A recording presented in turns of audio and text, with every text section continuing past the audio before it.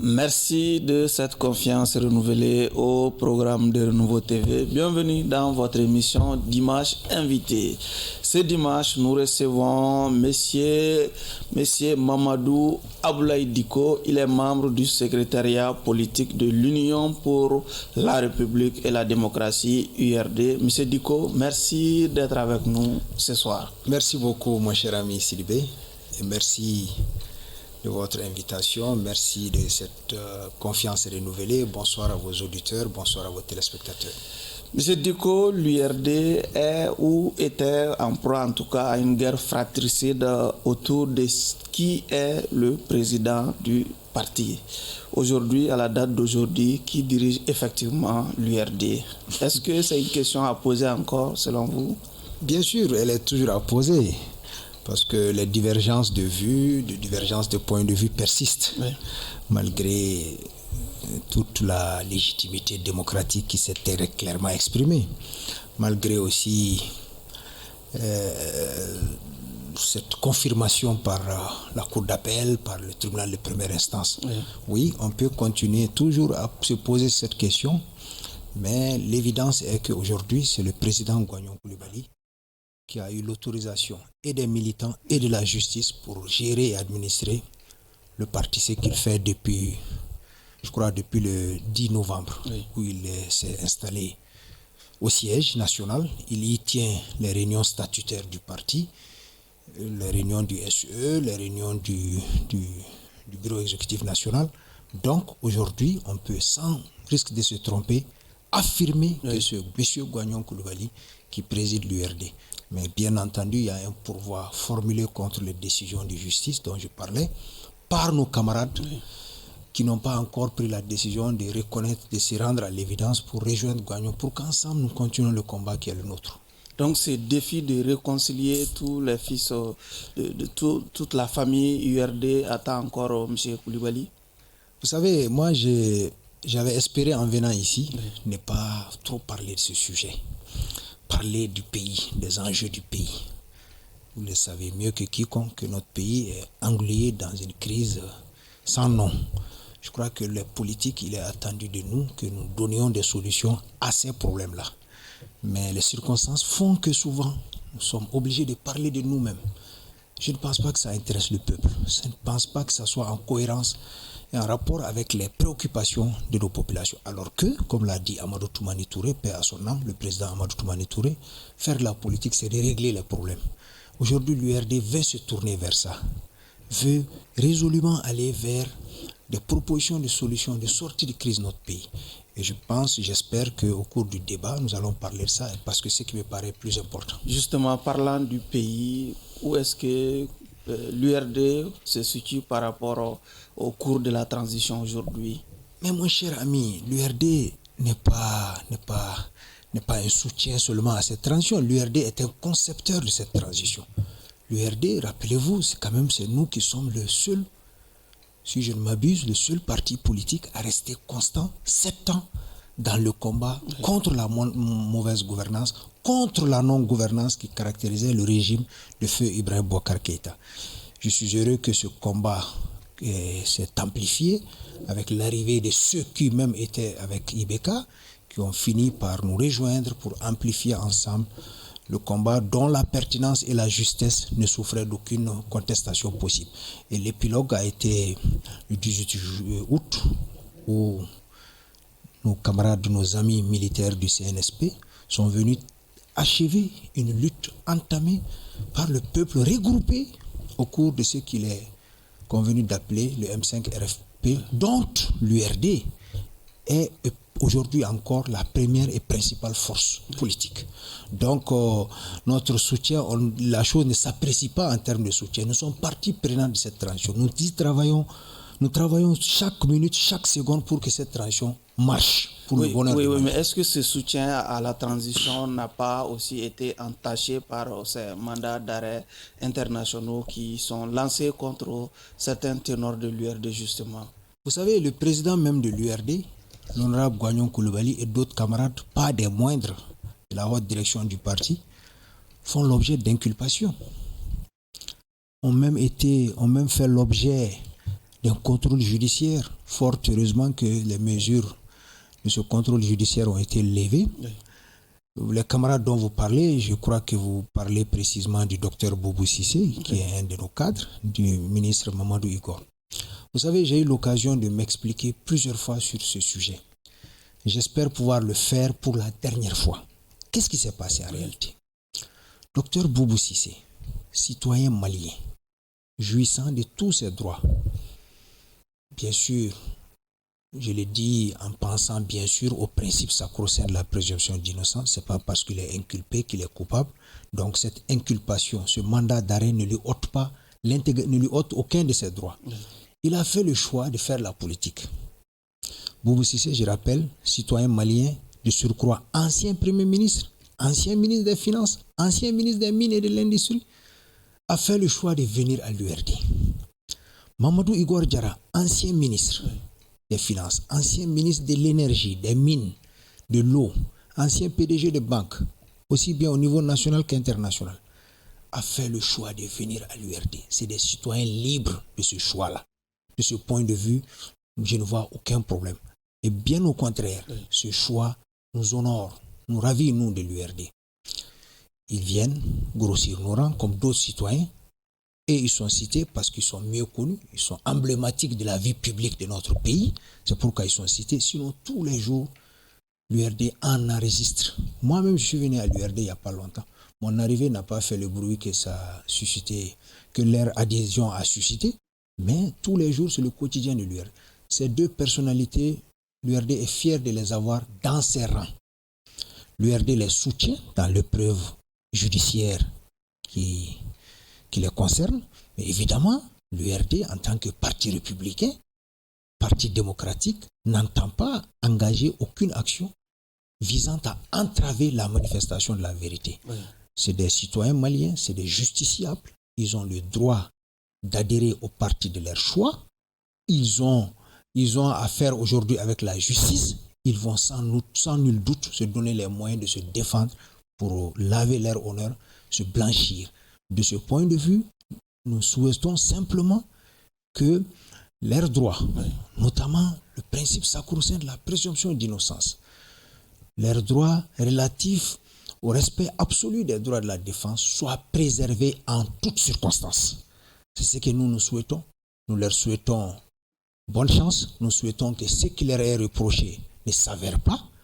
En tout cas, nous faisons confiance à la justice pour qu'elle travaille à la manifestation de la vérité, sans instrumentalisation aucune, sans chasse aux sorcières aucune, sans diabolisation aucune.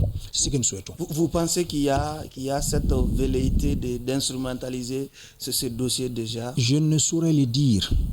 Vous l'insinuez déjà? Non, je ne l'insinue pas, je dis je ne le souhaite pas. Je souhaite que la justice soit la plus impartiale possible. C'est ce qui est en cohérence avec les attentes dans le cadre du Mali Croix, qui est une justice saine, implacable, impartiale, juste, que effectivement on en sorte avec les justices spectacles qui consistent à condamner les gens avant même qu'ils ne passent à la barre. C'est malheureusement le cas dans notre pays, dès lors que M. Diko ou M.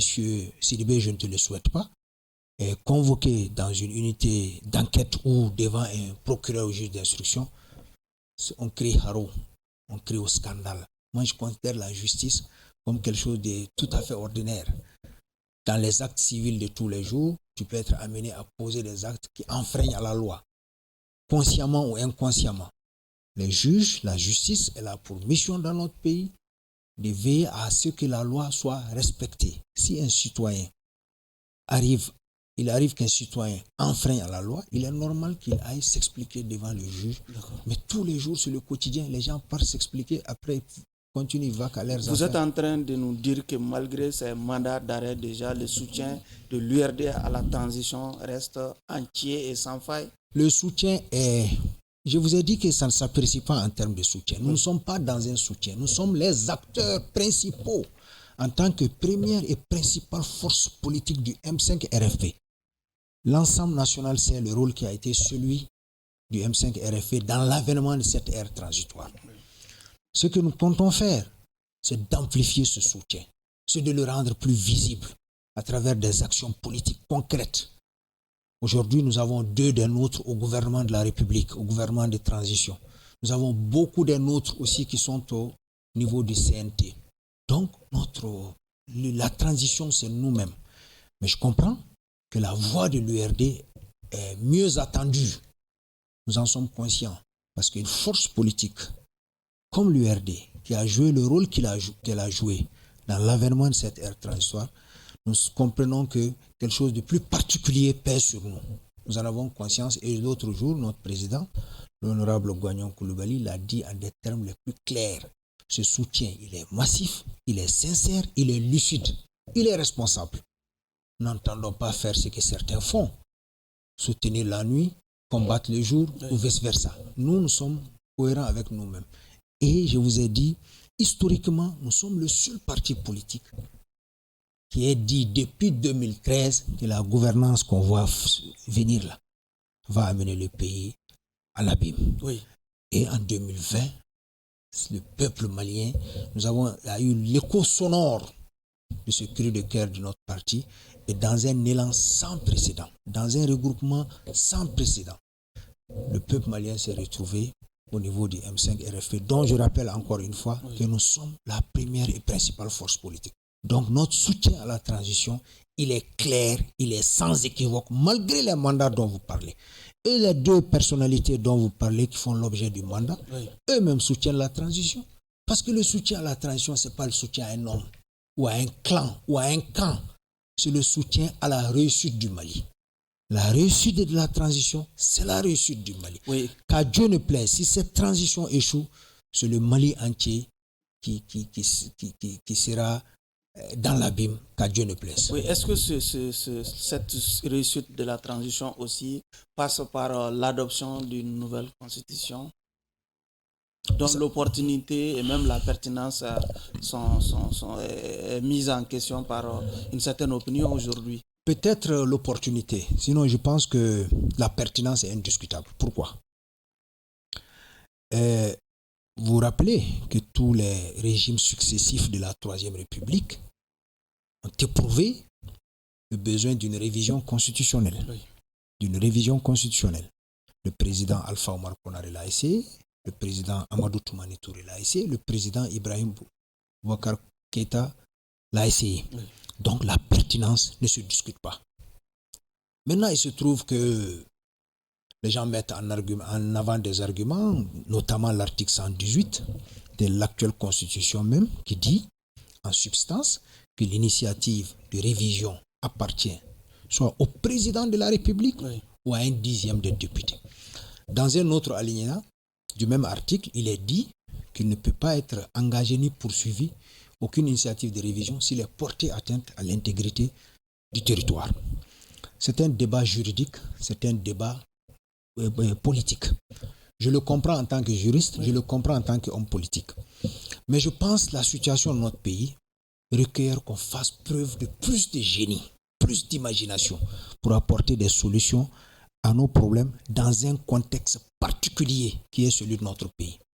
Et je pense les choses envisagées, engagées sous cet esprit, nous pouvons toujours interroger le génie malien pour trouver une issue. La révision constitutionnelle, elle est utile. Oui, parlant du fond de l'avant-projet déjà, comment l'URD l'analyse? Comment vous avez analysé le fond? L'URD salue l'initiative de révision. Se réjouit qu'il y ait déjà un avant-projet, qui est à parfaire, qui comporte sans nul doute des insuffisances. C'est pour ça d'ailleurs que l'URD a mis en place une commission présidée par un de nos vice-présidents, M. Khalilou Samaké, composé de beaucoup de cadres du parti, dont des universitaires, dont le professeur Camara, qui a fait partie, un professeur en droit public, qui a fait partie d'une des commissions par rapport à cette révision. Moi-même, j'ai fait partie de cette commission. Nous avons échangé. Nous sommes réunis. Nous avons analysé l'avant-projet. Nous avons fait des propositions que nous rendrons publiques très bientôt. Dans le principe, l'URD soutient massivement cette initiative de réviser notre loi fondamentale.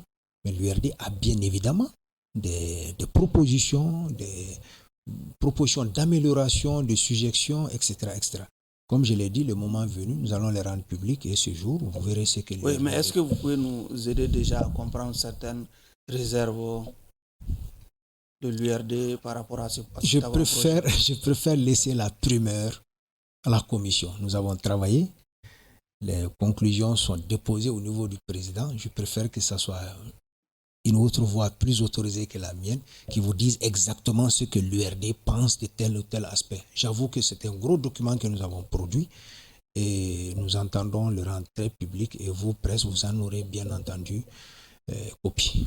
Diko, ce 5 décembre, nous avons assisté au retour triomphal du Premier ministre Choguel Kokala Maïga à la primature après justement 4 mois d'absence, en tout cas, dont les raisons ne sont pas officiellement rendues publiques. Déjà, est-ce que vous vous réjouissez de revoir le Premier ministre Choguel Kokala Maïga à la primature? Mais bien sûr, je l'avais dit sur ce même plateau que je souhaite son retour, parce que Choguel c'est quand même un acteur important de cette transition.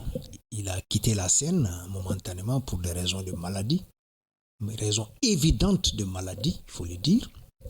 Je me réjouis qu'il soit revenu. Je me réjouis pour lui-même d'abord, pour sa famille, pour ses amis politiques et pour le pays. Il a repris, c'est une très bonne chose, mais je pense que cette reprise doit être mise à profit pour donner un souffle nouveau à cette transition. Parce que plus en plus les défis sont majeurs, sont grands. Il est important qu'il y ait une inflexion dans la conduite de l'action gouvernementale. Et de ce point de vue, comme toujours, vous pouvez compter sur l'URD qui entend très bientôt se mettre en mouvement pour faire en sorte que la transition ait un socle politique qui puisse lui permettre de reprendre ce souffle nouveau. Parce que, il faut le reconnaître, la transition a des difficultés endogènes, des difficultés exogènes. La vie chère, l'avant-projet de constitution et bien d'autres défis sécuritaires, diplomatiques, géopolitiques requièrent que les soutiens, les acteurs de la transition, dont l'URD est encore une fois la première force politique, se retrouvent pour constituer un socle politique qui élargit sa base sociétale, etc., pour faire en sorte que les menaces, les périls qui pèsent sur notre pays soient circonscrits. Et l'URD entend travailler dans le cadre d'une plateforme qu'on est en train d'envisager pour faire en sorte que les quelques mois qui nous restent de la transition soient vraiment des mois utiles pour le pays et faire en sorte que les objectifs assignés à la transition, les objectifs de refondation, de remise de notre pays en ordre de marche soient atteints. À peine arrivé, nous avons assisté à la démission du directeur de cabinet de Premier ministre Choguel Kokala Maïga et de l'autre côté, au niveau du cadre d'échange des partis politiques, on appelle en tout cas à mot couvert à la démission du Premier ministre et ils sont dans une dynamique d'appeler à un retour à l'ordre constitutionnel. Est-ce qu'on peut dire finalement aussi, même plus loin, le Premier ministre intérimaire a gagné en termes de galons. Il a été désigné comme ministre d'État également. Et en tout cas, Premier ministre intérimaire, en tout cas, selon un décret du président également. Déjà, est-ce qu'on peut vouloir penser qu'il y a un vide qui se crée déjà autour du Premier ministre Choguel Kokala Maïga? Vous avez parlé de beaucoup de sujets. Oui. On va essayer de les sérier. Oui. Vous avez parlé de la démission du directeur de cabinet. Bon, moi, ça ne m'appelle pas de commentaires particuliers. J'ai compris qu'il a été cité dans un dossier judiciaire. En cadre émérite de l'État, il a décidé de démissionner pour se mettre à la disposition de la justice. D'après ce que j'ai appris. Je n'en sais pas grand-chose, c'est pourquoi ça n'appelle pas de commentaires particuliers de ma part. Le deuxième sujet que vous évoquez, c'est la posture prise par le cadre, cadre des partis politiques et regroupements pour le retour à l'ordre constitutionnel. Oui. Ce n'est plus pour une transition réussie, mais de l'autre. Je pense que, encore une fois, la situation de notre pays requiert qu'on ne soit pas dans des logiques déstabilisatrices de la transition. Encore une fois, je le rappelle, la réussite de la transition, c'est la réussite du Mali. J'entends de ce cadre de sortir dans des surenchères que j'entends par-ci par-là, dans des escalades verbales contre Choguel, contre la transition, et de revenir à la réalité, comprendre que le pays a besoin d'eux.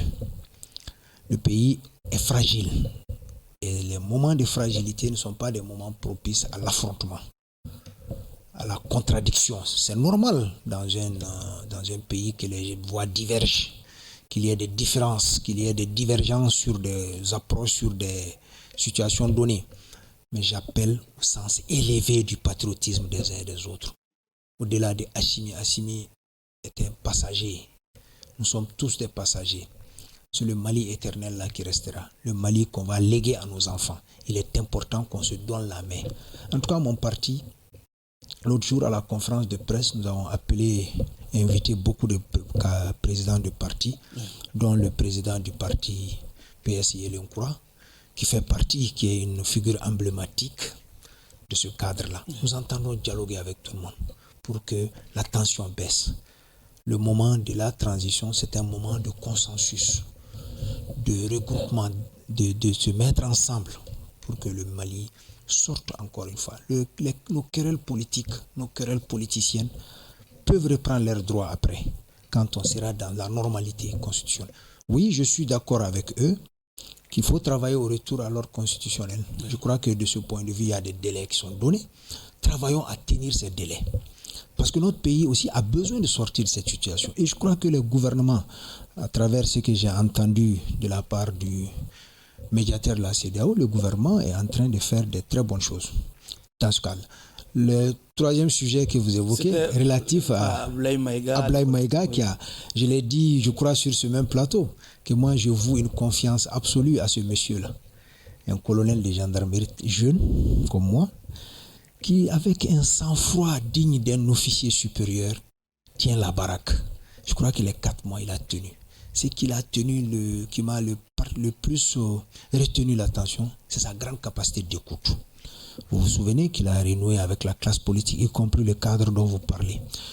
Aujourd'hui, il est auréolé ministre d'État. Oui. Je crois que c'est une très bonne chose. Et intérimaire désigné. Intérimaire désigné, ça veut dire que l'intérim qu'il a assuré s'était très bien passé. Je lui souhaite le meilleur. Le meilleur. Il est un officier brillant, intellectuellement irréprochable. Et je crois dans la démarche politique, en tout cas dans sa démarche relative à la gestion des affaires publiques, il fait montre d'un savoir-faire et d'un savoir-être que moi j'apprécie beaucoup. Je souhaite qu'il aille de l'avant pour le bonheur parce qu'il a en charge quand même un pan entier du retour à l'ordre constitutionnel qui est l'organisation des élections générales à venir. Vous avez mentionné, en tant que ministre de l'administration territoriale. Vous avez mentionné la CEDEAO justement lors du dernier sommet des chefs d'État de la CEDEAO. En tout cas, ces chefs d'État ont appelé les autorités maliennes à entendre les appels à la libération des soldats ivoiriens déjà. Est-ce que vous pensez qu'on doit s'inscrire dans cette dynamique déjà de libérer ces soldats ivoiriens? Oui, moi je vais plaider ici sur ce même plateau pour leur libération. En le disant, je mets en avant ce qui lie le Mali et la Côte d'Ivoire. C'est des liens forts, des liens anciens, des liens économiques et financiers importants, des liens humains. Dans le monde, la diaspora malienne, elle est la plus forte en Côte d'Ivoire, dans le monde entier. Nous avons plus de 3 millions de Maliens qui vivent et travaillent en Côte d'Ivoire. C'est la preuve que nos relations sont bonnes. Oui. Et je ne souhaite pas que cet incident-là empoisonne nos relations. Mais je comprends aussi l'attitude de nos autorités nationales. Quand, comme elles l'ont dit, quand des militaires débarquent dans le contexte d'insécurité actuelle, parfois de défiance vis-à-vis de cette équipe dirigeante du pays, oui. Il est normal que les gens s'interrogent, que les gens s'intriguent. Qu'est-ce qui se passe? Je pense que l'affaire est devant la justice. Je souhaite faire mienne une proposition faite par un éminent avocat qui disait l'affaire étant criminelle, on peut revenir à la correctionnaliser pour permettre des possibilités. Parce qu'en matière correctionnelle, la médiation pénale est possible, elle ne l'est pas en matière criminelle. Je crois que c'est une proposition qui avait été faite sur ce plateau, je ne sais pas ailleurs, et bien d'autres possibilité.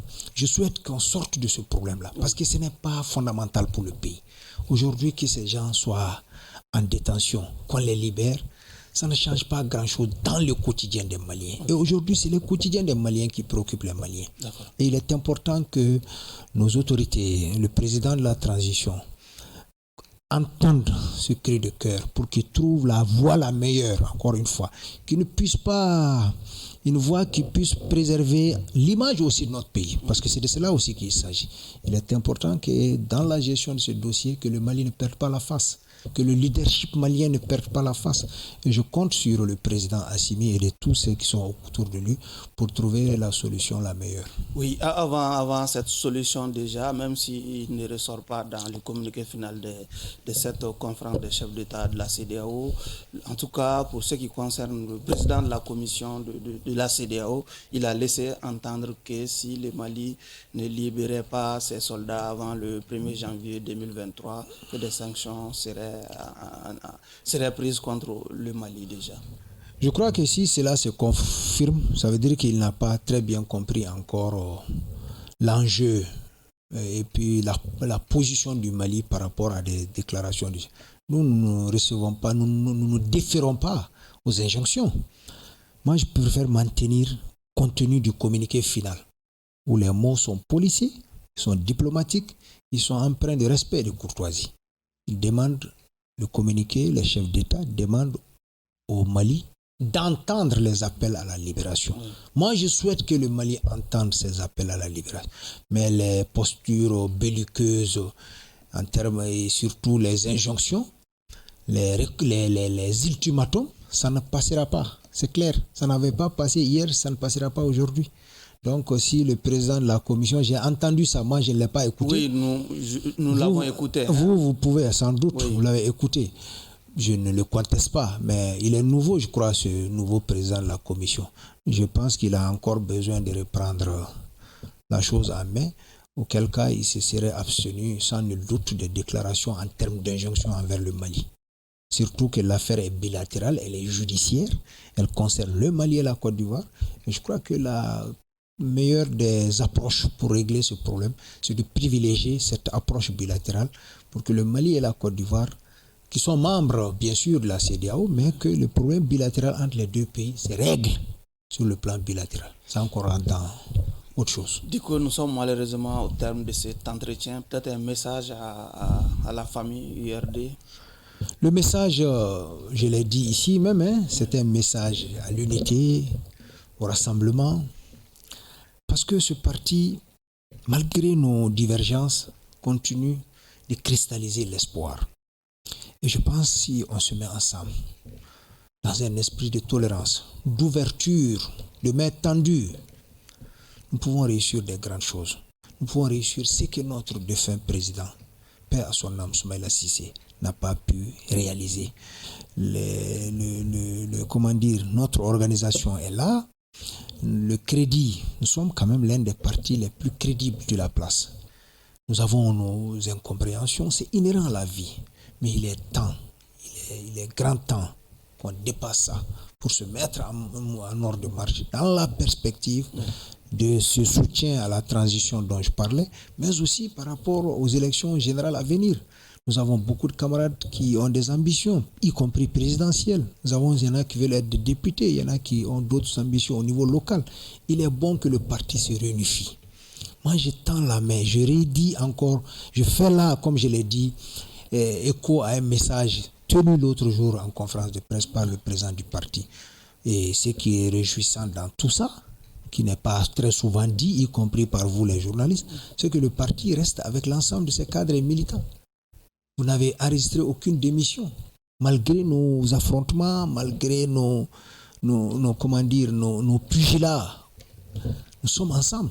Nous sommes ensemble, mais divergents. Divergents sur des approches, divergents sur la tenue même du congrès extraordinaire et de toute la suite. Vraiment, nous sommes plus que jamais déterminés à jouer notre rôle pour que le Mali, dont rêvent les Maliens, soit. Diko, merci d'être passé. C'est à moi de vous remercier et surtout de vous remercier pour le rôle qui est le vôtre dans l'animation du débat public, du débat politique, du débat démocratique. Tous les jours, vous êtes là. Je crois que si vous n'êtes pas encore, vous n'avez pas reçu encore de médaille, je plaide pour que vous en receviez parce que vous le méritez. C'est sur ces vœux que prend fin ce numéro de votre émission Dimanche Invité, qui recevait évidemment comme invité M. Mamadou Ablaye Diko. Il est membre du secrétariat politique de l'Union pour la République et la démocratie, URD. Merci à vous de nous avoir suivis. Clin d'œil à toute la famille URD, où qu'elle soit. Merci beaucoup.